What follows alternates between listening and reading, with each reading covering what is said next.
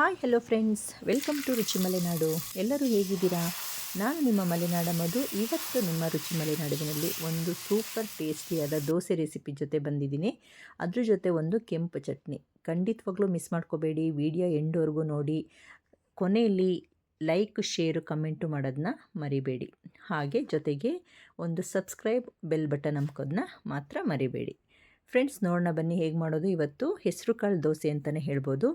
ನಾನು ಹೆಸರು ಕಾಳು 1 ಕಪ್ ತೊಗೊಂಡಿದ್ದೀನಿ. ಕಡಲೆ ಬೀಜ ಅಂದರೆ ಶೇಂಗಾ ಬೀಜನ 1 ಕಪ್ಪು, ಅಕ್ಕಿಯನ್ನು ನಾನು ದಪ್ಪಕ್ಕಿ ರೇಷನ್ ಅಕ್ಕಿ ತೊಗೊಂಡಿದ್ದೀನಿ. ತುಂಬ ಚೆನ್ನಾಗಿ ಬರುತ್ತೆ. ಈ 3 ಸಮ ಪ್ರಮಾಣದಲ್ಲಿ ನೆನೆಸ್ಕೋಬೇಕಾಗತ್ತೆ. ಅಂದರೆ ಬೆಳಿಗ್ಗೆ ಮಾಡೋದಾದರೆ ರಾತ್ರಿ ನೆನೆಸ್ಕೊಳ್ಳಿ, ರಾತ್ರಿ ಮಾಡೋದಾದರೆ ಬೆಳಿಗ್ಗೆ ನೆನೆ ಇಟ್ಕೊಳ್ಳಿ. ತುಂಬ ಚೆನ್ನಾಗಿ ಬರುತ್ತೆ. ಕ್ಲೀನಾಗಿ 2ರಿಂದ 3 ಸಲ ತೊಳ್ಕೊಂಡು ಇದನ್ನು ಕಾಳು ಅಕ್ಕಿ ಎಲ್ಲ ಮತ್ತು ಮರುದಿನ ಬೆಳಿಗ್ಗೆ ಈ ಥರ ಒಂದು ನೈಸ್ ಆಗೋವರೆಗೂ ರುಬ್ಕೋಬೇಕಾಗುತ್ತೆ.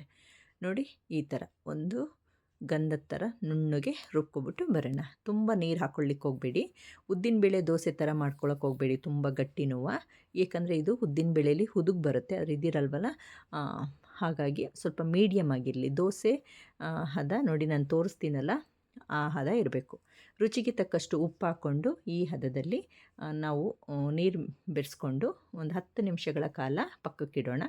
ಅಷ್ಟರಲ್ಲಿ ನಾವು ಒಂದು ಕೆಂಪು ಚಟ್ನಿ ಹೇಗೆ ಮಾಡೋದು ನೋಡೋಣ ಬನ್ನಿ. 1.5 ಸ್ಪೂನ್ ಆಗೋಷ್ಟು ನಾನು ಉದ್ದಿನಬೇಳೆ ತೊಗೊಂಡಿದ್ದೀನಿ. ಇದನ್ನು ಕೆಂಪು ಬಣ್ಣ ಬರೋವರೆಗೂ ಹುರ್ಕೋಬೇಕಾಗುತ್ತೆ. ಇದು ಎಣ್ಣೆ ಹಾಕ್ತಲೇ ನಾನು ಡ್ರೈ ರೋಸ್ಟ್ ಮಾಡ್ಕೊಳ್ತಾ ಇದ್ದೀನಿ. ಎಣ್ಣೆ ಬೇಕಾದ್ರೂ ಹಾಕ್ಕೊಂಡು ಮಾಡ್ಕೋಬೋದು, ತೊಂದರೆ ಇಲ್ಲ. ನಂತರ ಒಂದು 5ರಿಂದ 6 ಬ್ಯಾಡಗಿ ಮೆಣಸಿನ್ಕಾಯಿ ತೊಗೊಂಡಿದ್ದೀನಿ. ಗುಂಟೂರು ಸಹ ಸೇರಿಸ್ಕೋಬೋದು, ಇಲ್ಲ ಅಚ್ಕಾರ ಪುಡಿ ಇದ್ದರೆ ಅಚ್ಕಾರ ಪುಡಿನೂ ಸಹ ಸೇರಿಸ್ಕೋಬೋದು. ನಂತರ 4 ಸ್ಪೂನ್ ಆಗೋಷ್ಟು ತೆಂಗಿನ ತುರಿ. ನಾನು ಇಬ್ಬರಿಗಾಗೋಷ್ಟು ಮಾತ್ರ ಮಾಡ್ಕೊಳ್ತಾ ಇರೋದು.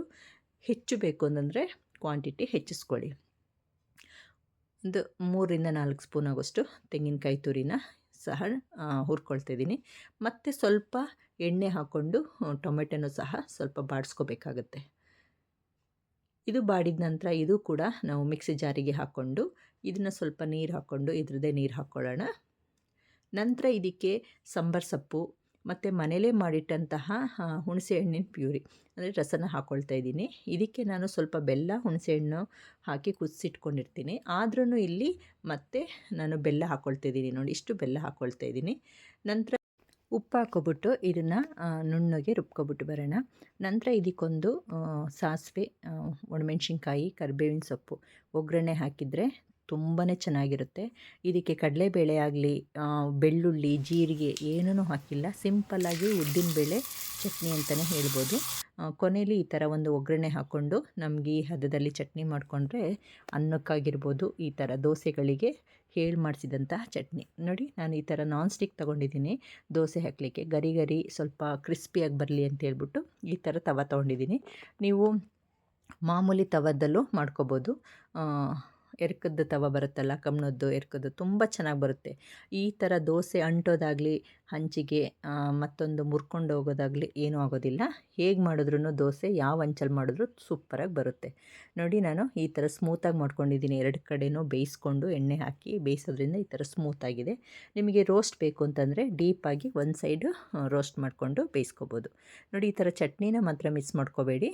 ತುಂಬಾ ಚೆನ್ನಾಗಿದೆ ಬಿಸಿ ಅನ್ನಕ್ಕೆ ಮತ್ತು ಅಕ್ಕಿ ರೊಟ್ಟಿ, ರಾಗಿ ರೊಟ್ಟಿ, ಈ ಥರ ಒಂದು ದೋಸೆಗಳಿಗೆ ಈ ಥರ ಕೆಂಪು ಚಟ್ನಿ ಹೇಳಿ ಮಾಡಿಸಿರುತ್ತೆ. ನೀವೊಂದ್ಸಲ ಟ್ರೈ ಮಾಡಿ ಫ್ರೆಂಡ್ಸ್. ಹೇಗಿತ್ತು ಅನ್ನೋದನ್ನ ಕಮೆಂಟಲ್ಲಿ ತಿಳಿಸಿ. ಮತ್ತು ಸಬ್ಸ್ಕ್ರೈಬರ್ ಆಗಿ ಲೈಕು, ಶೇರು, ಕಮೆಂಟು ಮಾಡೋದನ್ನ ಮರಿಬೇಡಿ. Thank you.